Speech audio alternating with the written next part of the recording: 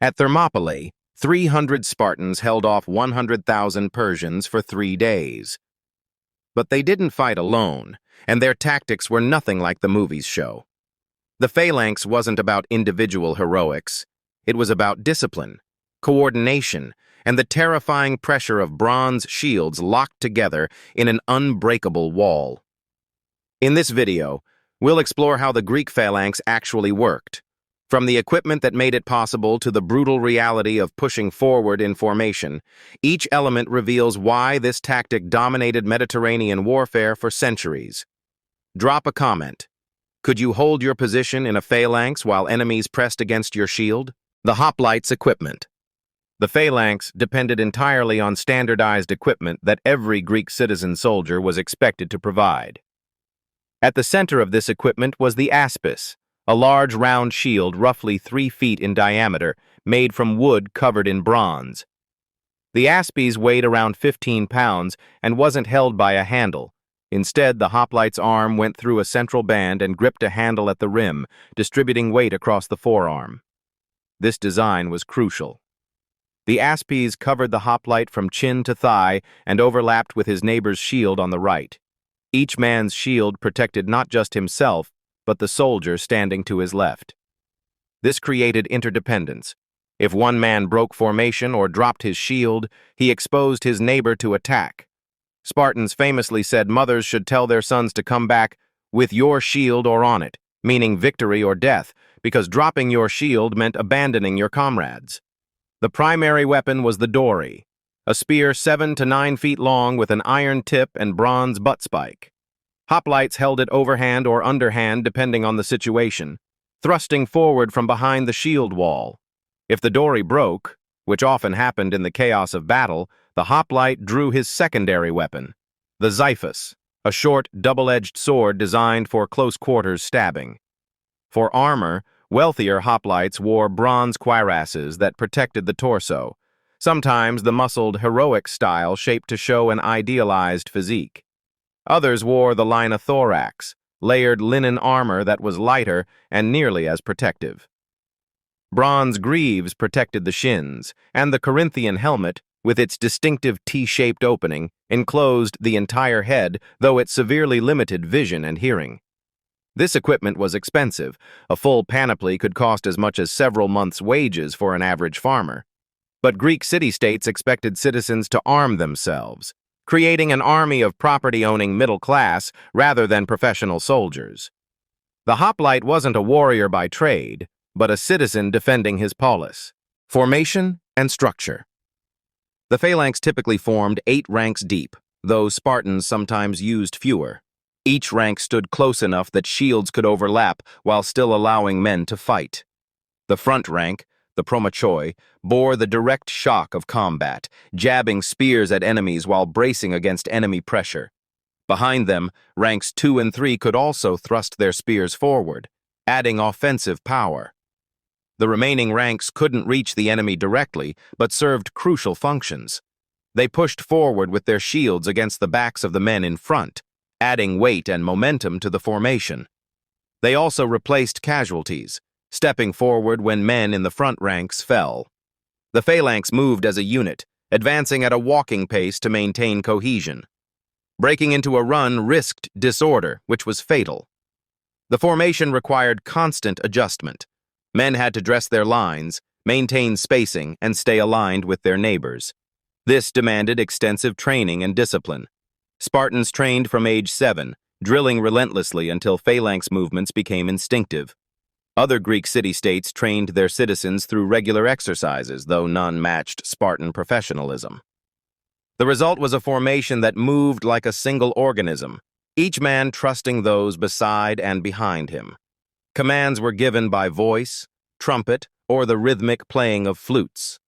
Spartans famously advanced to flute music, maintaining tempo and cohesion even under missile fire or facing charging enemies.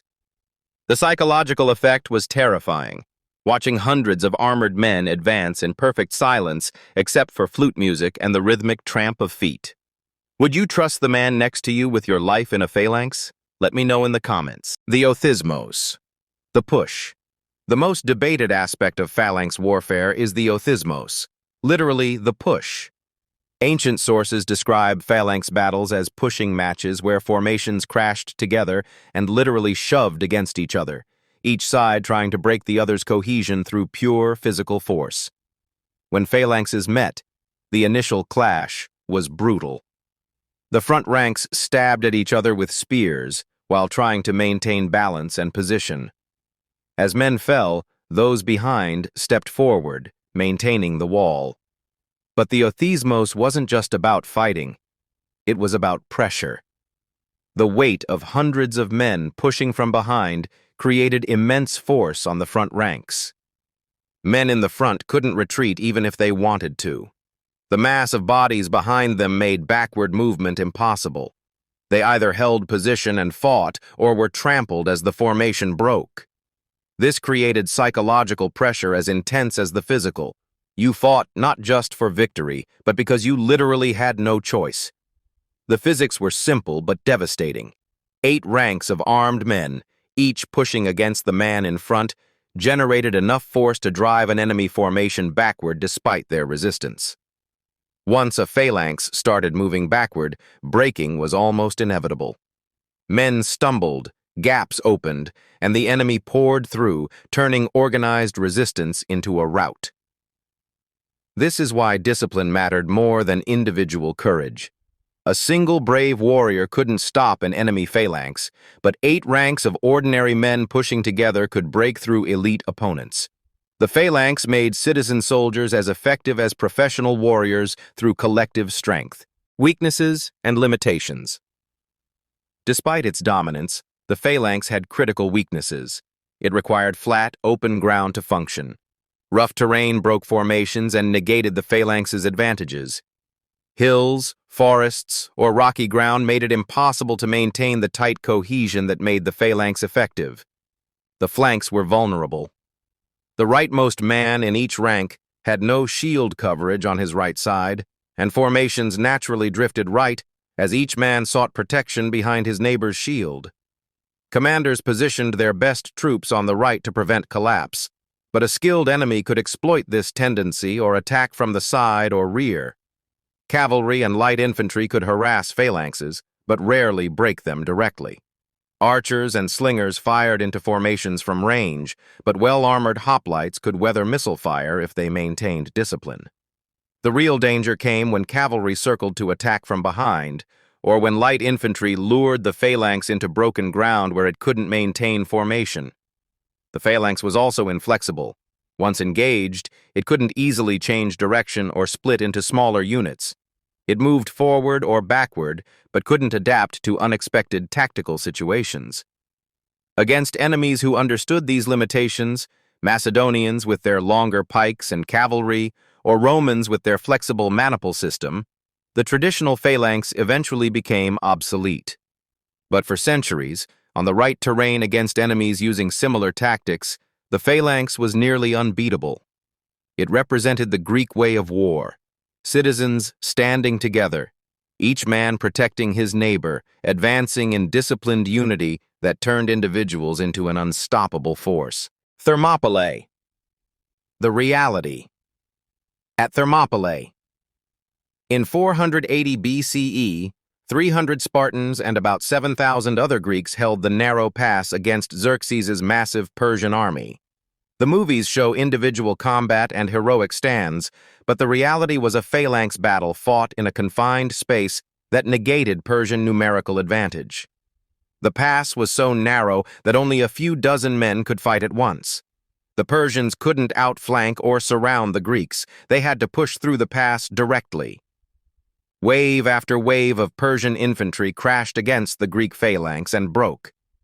The Spartans and their allies held because their tactics, equipment, and training were superior in that specific context.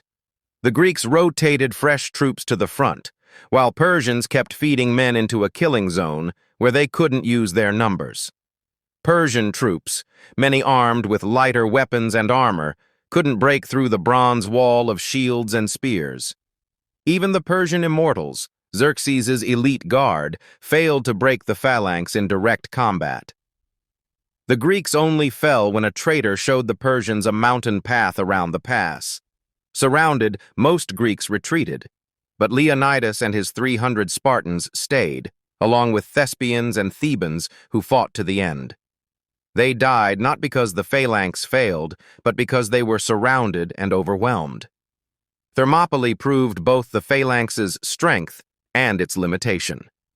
In the right terrain with disciplined troops, it was virtually unbreakable, but it couldn't adapt, couldn't maneuver, and couldn't survive encirclement. The Phalanx was a perfect weapon for its time and context, but not invincible. What would you have done at Thermopylae?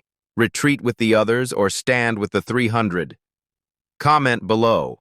That's how the Greek Phalanx actually worked. Not individual heroes, but citizens standing together in disciplined formation, each man's survival depending on his neighbors. The Phalanx dominated ancient warfare not through superior warriors, but through superior tactics, equipment, and the will to hold the line when everything in you wanted to run. Thanks for watching. Subscribe for more ancient warfare content, and let me know in the comments. Which ancient battle formation should we explore next?